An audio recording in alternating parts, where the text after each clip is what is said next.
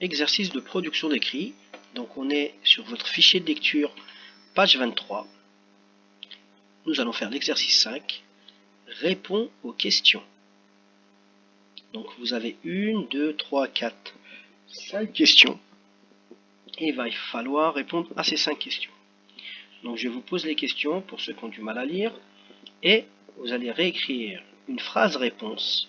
Et vous vous rappelez, j'ai dit que lorsqu'on écrit une phrase réponse, souvent on utilise les mots de la phrase question.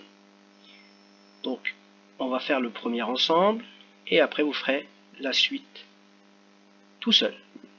Je vais vous laisser un peu de temps quand même pour réfléchir et voir si vous avez trouvé la même chose que moi.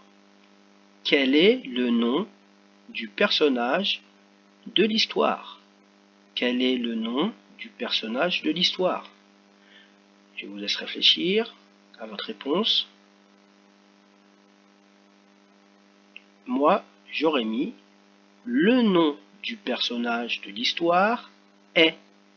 Le nom du personnage de l'histoire est, et son nom, le personnage principal, celui qui se fait avoir par la princesse, qui se fait d'abord voler son ceinturon, et après le sac en or, celui-là s'appelle Petit Jean.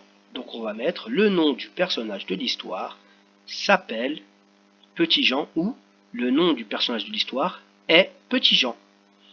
Voilà. Donc maintenant à vous de faire les 4 autres tout seul. Je vous lis les questions. Est-il jeune ou âgé? Est-il jeune ou âgé? Est-ce qu'il est jeune ou est-ce qu'il est âgé, c'est-à-dire qu'il est vieux? Comment est son nez? Gros, petit ou long? Comment est son nez? Gros, petit ou long? Là qu'on voit bien dans l'image, là, hop, il est là. Comment sont ses yeux? Ronds, en amande, grands, petits. Comment sont ses yeux? Ronds, en amande, grands ou petits? Rond, les enfants, vous savez ce que c'est qu'un rond, c'est facile. En amande, ça veut dire qu'une amande, vous savez, une amande c'est une forme qui est plutôt ovale, une forme qui est ovale. Donc c'est un rond qui est aplati, un rond aplati. Grand, vous savez, ou petit. Donc en fait, il peut être rond et grand, rond et petit, il peut être en amande et grand, ou en amande et petit. C'est à vous de bien regarder. Comment est-il habillé?